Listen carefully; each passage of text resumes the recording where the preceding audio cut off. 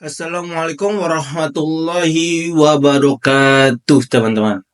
Perkenalkan, nama saya Muhammad Abdurrahman dengan NIM 231330042, teman-teman. Nah, di sini saya akan bercerita sedikit ya, teman-teman.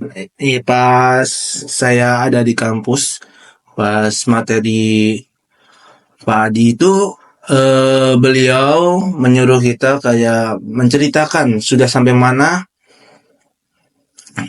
berita dan artikel kita yang diunggah di Instagram atau di media sosial kita ini udah sampai mana gitu, teman-teman. Wah, sangat menarik, teman-teman. Banyak sekali kayak berita-berita yang dibuat oleh teman-teman saya, artikel yang dibuat sama teman-teman saya gitu, teman-teman. Terus Pak Adi ini kayak membuat game sebelum teman-teman kita itu kayak mempresentasikan yang kita udah sampai mana gitu tuh. Pak Adi tuh kayak membuat game kayak apa sih berita itu, apa sih fitur itu gitu tuh, teman-teman. Terus hukumannya juga sangat menarik, teman-teman. Kayak nyanyi, dan kalau perempuan itu bernyanyi, teman-teman. Sedangkan kalau laki-laki itu push up. Nah, ada salah satu teman saya yang push up, teman-teman, di sana. Wah, sangat pada ketawa-ketawa gitu, teman-teman. Nah, lanjut aja kita masuk ke pembahasan yang saya akan bawakan, teman-teman. Nah, kita akan mengulas topik yang sangat menarik, teman-teman. Nah, dan penting nih, yaitu teknik menulis opini dan fitur di media massa. Nah, dua jenis tulisan ini bukan hanya memperkaya isi media, tapi juga menjadi sarana efektif dalam menyampaikan gagasan, menyuarakan kebenaran, dan mengunggah empati masyarakat. Nah, pertama kita akan membahas tentang opini. Nah, kalian sudah bosan mendengar saya kayak membahas opini-opini, teman-teman. Tetapi saya akan membawakan lagi, apa sih opini itu? Nah, tulisan opini adalah tulisan yang berisi gagasan, ulasan, atau kritik terhadap persoalan yang sedang berkembang di tengah masyarakat, teman-teman.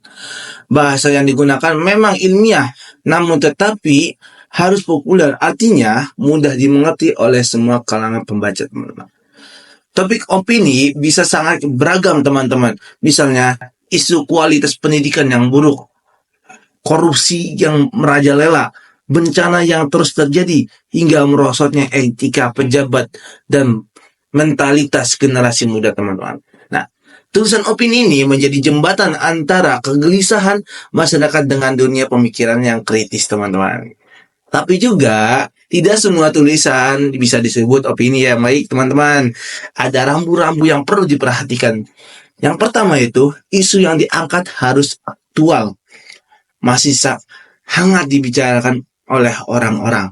Kedua, tulisan tidak boleh bersifat provokatif atau memecah belah atau menyudutkan pihak tertentu, teman-teman. Dan yang tak kalah penting nih, teman-teman, opini yang kita tulis itu harus mengarah pada solusi. Misalnya, jika kita menulis tentang kekerasan dalam pendidikan, maka kita juga harus bisa menawarkan alternatif pendekatan yang lebih humanis, teman-teman. Lalu, bagaimana sih proses menulis opini yang baik, teman-teman? Ada beberapa tahapan. Mulai dari penulisan, yaitu mencari pokok persoalan, menggali referensi, dan membuat kerangka atau outline, teman-teman. Nah, setelah itu masuk ke tahap penulisan, di mana penulis harus menyusun kalimat demi kalimat dengan jelas, teman-teman. Dengan jelas, singkat, dan mudah dipahami. Gunakan bahasa yang komunikatif. Perhatikan subjek dan predikat dalam kalimat, serta jangan terlalu banyak menggunakan koma, teman-teman. Lebih baik gunakan titik untuk memperjelas maksudnya, teman-teman.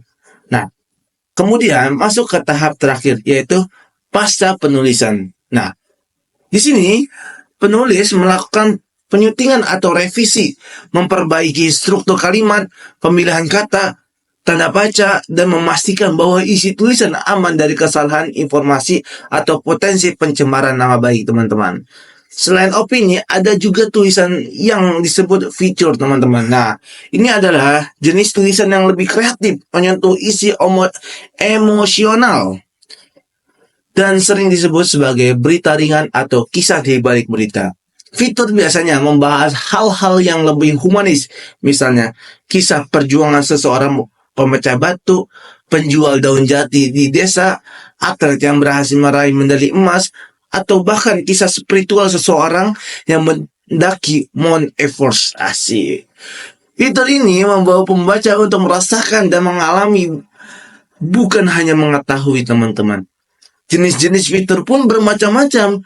Ada human interest, ada adventure feature, historical feature, dan banyak lagi, teman-teman. Dalam penulisan feature, penulis harus peka terhadap momen-momen kecil yang bermakna. Kadang dari hal-hal sederhana seperti percakapan di tempat ibadah, kisah hidup seorang ibu tua, atau bahkan interaksi di angkutan umum bisa menjadi inspirasi untuk menulis cerita yang sangat menyentuh, teman. Penulisan fitur yang baik selalu siap mencatat kapanpun dan dimanapun catatan atau ide potongan dialog atau peristiwa yang menarik, teman-teman. Bisa dari bacaan, tontonan, atau pengalaman langsung. Setelah bahan terkumpul, teman-teman, segera susun draft. Jangan khawatir soal kesalahan. Tulisan pertama kita harus sempurna. Tidak harus sempurna, teman. Yang penting ada yang bisa dikembangkan. Setelah itu, revisi isi, perbaiki diksi, struktur kalimat, dan ejaan sebelum dikirim ke media, teman. Nah, selain opini dan feature, ada juga referensi atau ulasan buku.